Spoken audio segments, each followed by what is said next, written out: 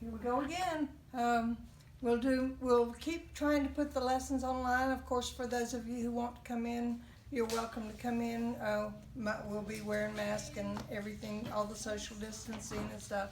So you're more than welcome to come in. I don't think we're going to try and do Zoom, or are we? Do you know? I hadn't planned on Zoom unless we have a request for it. So if somebody wants us to do Zoom, if you would let us know, either by calling the shop or on Facebook, put a message out there, then we can certainly set that up. Okay. So, all right. Anyway, we hadn't set up to do Zoom, so we will be meeting in person on Saturday, for those of you who want to come in. Wanted to show you the blocks that we're working on this time. This section right here, these are called the tulip connector blocks.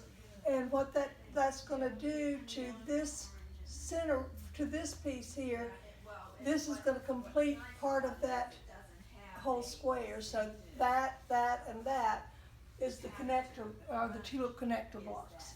The other part of these are these blocks here, which I'm going to show you in just a little bit about cutting those.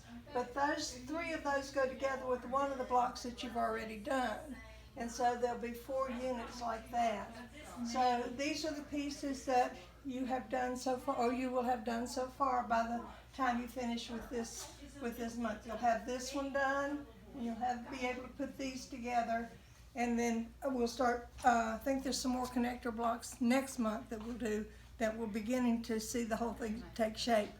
What I wanted to do was to show you some tips on doing this curved piece here. So let's just talk a little bit about how it's cut. You'll be cutting squares, and I don't remember the size, but you'll be cutting squares out of this fabric and this fabric. Then there's a template there that you'll take and you'll put down on the square, and you will cut out. I stacked 4 together, cut and pin this down and cut 4 at a time. So you'll be cutting 8 out of this, and you'll be cutting 8 out of this. That'll give you 2 pieces from each fabric.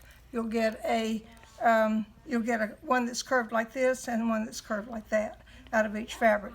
There are 4 of this and 4 of this that you won't end up using.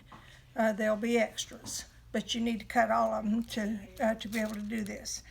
So the first thing that the instructions tell you to do after you've cut those out is to trim, I think it's a 1/2 inch off of each end of this square piece here, okay? The next thing you want to do is to take each of these pieces and find the center.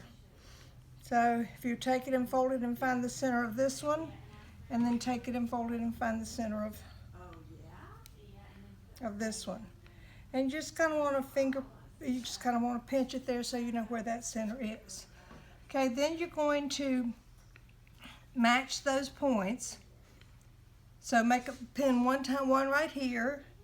Bring this edge together if you want to, and pin right there and pin right there. So you'll have all of them together. I wouldn't suggest that you pin all the way around. You can if you want to, but it's easier if you've got a pin right here at this end and a pin in the center, and then just make sure that as you're stitching, you're keeping those edges right next to each other. I would suggest that you put this piece on top, because if you do, then you're not as likely to get a fold caught, whereas if you put this piece on the bottom. Once you've got them together, it's going to look something like this, and you're going to press it. It'll tell you which way it wants to go. This piece needs to be the flat part, and then this one folds over. You don't really need to clip it because it'll set down pretty easily. Now, when you do this, you end up having some distortion a little bit in your block.